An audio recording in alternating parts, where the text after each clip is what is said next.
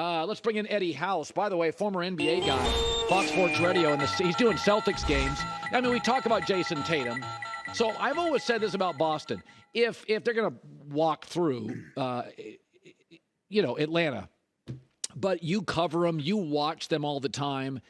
And we got into this argument. So The Athletic did a poll among players about guys they would build their franchise around. And Giannis got over half the votes, and nobody else got 9%. And I said part of building around a player, Eddie, is do they commit on the defensive end? Are they good teammates? Do they work well with others? Whereas Carmelo was talented, I think Jayson Tatum is one of the 5-6 guys in the league I would build around. And it's not all his game. He's an A player, but he's an A teammate. You played in this league for, 11, 12 years. How many guys at any one time are there, not just talented, you could build a franchise around? I would say a handful of guys, not like, and I'm not saying two handfuls. I'm saying a handful of guys where you're saying, I can build around them. Like I really can put something together around these guys. I don't, and that's where it stands. It all goes into, like you said, are you a great teammate? Do you motivate others? Are you self-motivated? Are you the hardest worker as the superstar on the team? Yeah. When you get the big dollars, are you responsible enough to handle that business and handle what comes with that? So it's only a handful of guys that can do that. Have we learned anything from the Celtics so far in the first couple of games? You've seen them all year. This is what I learned, that when they're engaged on both ends of the court, it gets ugly for teams. When they're playing the right brand of basketball defensively, and that's where it starts. We talk about their three-point efficiency and how well they play, and they can crack guys off the dribble, but it all starts with their defense. They got guys that get deflections, guys that get steals on the perimeter. Then you got guys on the back end like Rob Williams that changes shots, blocks shots, that makes up mistakes for you being aggressive on the perimeter. So when I look at what I've learned from them is that if they are put together a 48-minute body of work or however long it takes, and they stay engaged and don't let go of the rope for any significant minutes of time, or they take their foot off the gas anytime during the game, they're going to be extremely hard to deal with. Yeah. They're deep. They're extremely talented. They can score and they can defend, and everybody buys in to their role. I was talking to somebody in the league last night about Kawhi Leonard. And they said he's a great player, but he doesn't communicate with coaches and teammates, and he's difficult. But yet I could argue so far in the playoffs, he's been the best player. 35. I mean, he's such a what do you – if they get beat by Phoenix, what do you do with Kawhi?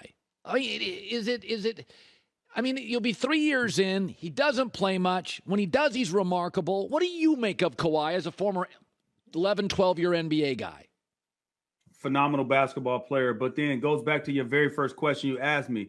With all of the things that you said, underlining exactly what he does great, but there's a lot of things under.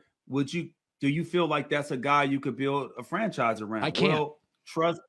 Exactly. So to me, I think you have to look at it like, okay, this is what he is, and we have to start looking to try to build a franchise around somebody, but he's a major part of this piece. Yeah. But at the same time, we got to start trying to look, what can we do to make sure that we're secure for the next 7, 8 to 10 years when we get somebody that could come in here via free agency or through the draft. However it is, it's hard to build on a guy who's not going to be there.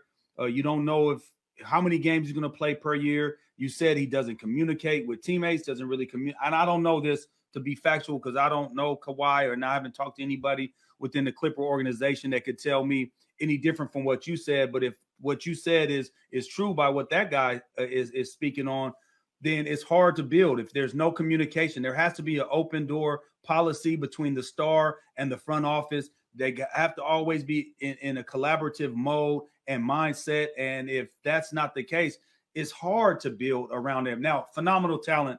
Kawhi is extremely great, but he's not the best player in the playoffs right now. He is definitely not the best player in the playoffs. He's one of the better players, best players, but the best, I wouldn't even give him top 4. Oh, how about that? Draymond Green suspension. Surprised by it? The only reason why I'm surprised by it is the magnitude of the game and what it holds in for the future of the Golden State Warriors, right? Because this could be the beginning of the end with this, right? It's like, how many times are we going to deal with it? Yeah, they dealt with it when he got suspended against LeBron and them, and then he was able to come back and win a couple championships after that. He had issue with Steven Adams. He had issue with Brandon Clark. He punches a teammate at the beginning of the year. Now, to his credit with this situation, Sabonis should have got kicked out of that game. He should have got ejected as well, because that is clearly not a basketball play. That's clearly, I'm going to wrap up his leg. I'm not going to allow him to run down the court.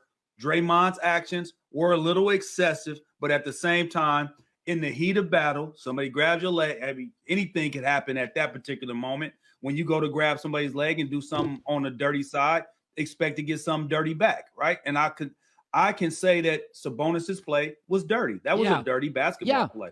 So expect to get something dirty back. Now, his reputation preceded him in this particular moment. With all of the incidents, you like, okay, man, this is not just accidents that's happened. This is becoming a habitual behavior by this guy. Right. And I think what really happened is when he showed up, when he got ejected, if he'd have just had some humility and just went to the locker, like, damn, you know what, man, I messed up again. Man, I put my team in a bad situation. I don't think he gets suspended. But the fact of the matter is, when he did the display that he went on, yelling, getting back at the fans, and in the heat of battle, getting out of pocket, to me, that's what put the league over the top. And they're totally right, man. You continue to do the same thing over and over, and you get slapped on the wrist. You're just encouraging bad behavior. And right now, they had to step in and do something. Unfortunately for the Warriors, or maybe fortunately for the Warriors, because Jordan Poole's going to get opportunity to play a little bit more. But at this time, it's just not a good look. Hi, everybody. Thanks for watching. Subscribe here to get the latest from the show. Also, be sure to check out more of the best clips from The Herd, or go watch a few segments from other shows on FS1.